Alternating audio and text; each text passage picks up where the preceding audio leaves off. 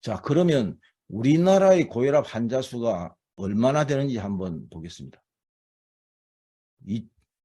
20살 이상의 성인을 대상으로 했을 때 우리나라 고혈압 유병 환자가 2007년도에 708만 명이었는데 지금 뭐 한 2021년 기준으로 따지면 한 14년 지났죠? 1374만 명입니다. 그 사이에 667만 명이 증가. 굉장히 많죠, 고혈압 환자 수가. 그런데 아직도 이 고혈압의 원인에 대해서는 현대의학에서 명쾌하게 이야기를 하지 못하고 있어요. 그래서 그냥 고혈압 환자의 95%는 원인을 규명할 수 없는 혈압이라 그래서 이걸 본태성 고혈압이라고 합니다. 본태성 고혈압이 뭐냐? 태어날 때부터 가지고 있는 고혈압이라는 거예요. 그리고 나머지 5%는 그때는 신체 질환으로 인해서 고혈압이었는데 지금 2차성 고혈압이라고 이렇게 분류를 하고 있습니다. 근데 이 본태성 고혈압이라는 게 과연 존재할까요? 저는 그렇지 않다고 생각을 하거든요. 자, 왜냐? 그럼 혈압이 왜 올라가느냐? 그러니까 우리 몸은 100조 개의 세포로 구성이 되어 있죠. 그래서 우리 몸의 세포는 산소와 영양소가 필요한데 그 무엇보다도 영양소는 조금 덜 들어와도 그렇게 세포가 다급해하지 않는데 산소가 덜 들어오면 세포가 세포 활동을 할 수가 없어요.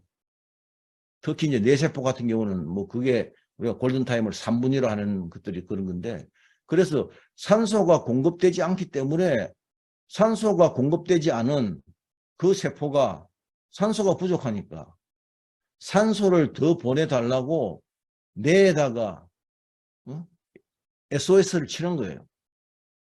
그러면 내가 결국 산소를 더 많이 보내달라는 이야기는 혈액을 더 많이 보내달라는 뜻이죠. 왜냐하면 혈액 안에 있는 적혈구가 그 안에 헤모글로빈 2억 5천만 개, 한 개의 헤모글로빈 4개의 산소 분자를 가지고 있으니까 적혈구 하나에 10억 개의 산소 분자를 공급하는 거예요. 그러니까 뇌는 그러면 심장의 박동을 더 강하게 하죠. 그래서 혈압이 올라가는 거예요. 그 혈압이 올라가는 거는 이건 어떻게 보면 병이 아니고 하나의 정상이에요. 세포가 더 필요하기 때문에 그거를 혈압을 산소를 더 요구하기 때문에 혈압이 올라가는 거예요.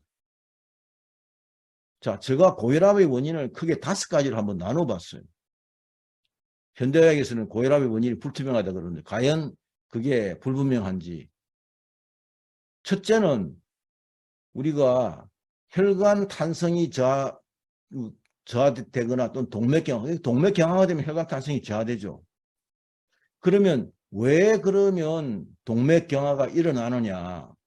그 동맥경화가 일어나는 그 원인을 그거를 제거를 하면 동맥경화 때문에 혈압이 올라간 분들, 고혈압이 된 부분들은 그게 해결되지 않겠습니까? 그러면 그걸 뭘 관리해야 되냐? 스트레스를 관리해야 되고요. 스트레스를 받으면 스트레스 호르몬이 콜티솔 호르몬이 과도하게 특히 저녁에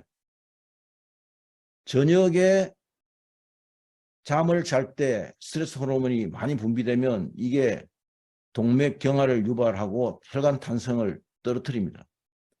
또 하나는 이 동맥경화가 일어나려면 혈관 손상이 있고 거기에 LDL 콜레스테롤이 그 혈관 손상된 것을 메꾸기 위해서 이게 붙고 거기에 혈전도 붙고 칼슘도 붙고 이런 것도 있죠.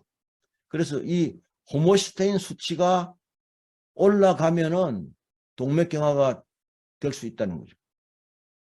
또 활성산소가 과다하게 많으면은 LDL 콜레스테롤이 산화가 되어서 산화된 LDL 콜레스테롤이 이게 이 혈관을 동맥경화를 더 가속화시킵니다. 그러니까 이게 동맥경화에 의해서 혈관 탄성이 떨어져서 생기는 고혈압은 뭘 관리해야 되냐? 근본적으로는 호모시스테인 수치와 스트레스 관리를 해야 되는 거예요. 그러면 이 문제가 해결되겠죠. 그 다음에 우리 몸에 약 70억 가닥의 모세혈관이 있는데 모세혈관 하나마다 다 글롬이라는 이런 개폐를 할 수 있는 밸브가 하나씩 다 붙어 있어요. 그래서 이 밸브가 열렸다 닫혔다를 원활하게 해야 혈압이 조절됩니다. 근데 이 글로미가 점점 퇴화를 하게 되면 이 글로미가 잘 닫히지 않고 잘 열리지 않으면은 그러면 혈액순환이 잘 되지 않기 때문에 혈압이 올라가는 거예요. 그럼 이 글로미를 퇴화시키는 게 뭐냐? 그게 가장 대표적인 게 설탕과 술입니다. 알코올. 이걸 과다하게 섭취하면 모세혈관의 글로미가 점점 퇴화가 되는 거죠. 그럼 모세혈관의 글로미 퇴화를 막으려면 일단은 설탕과 알코올 섭취를 최소화시켜야 됩니다. 자, 혈액이 오염되면 이 혈액이 오염되어 가지고 혈액이 산성화가 진행되면 어혈이 생기죠. 그럼 어혈이 모세혈관을 막으면 또 혈압이 올라가게 되죠. 또 이 어혈 중에서도 당독소가 가장 큰 역할을 하는 거죠. 특히 당독소가 신장의 사구체 쪽으로 이게 막히면은 더욱더 혈압이 올라가게 됩니다. 고혈당, 혈당이 올라가면 피가 끈적끈적해지면 당연히 혈액이 오염되고 이게 고혈압의 원인이 되는 거죠.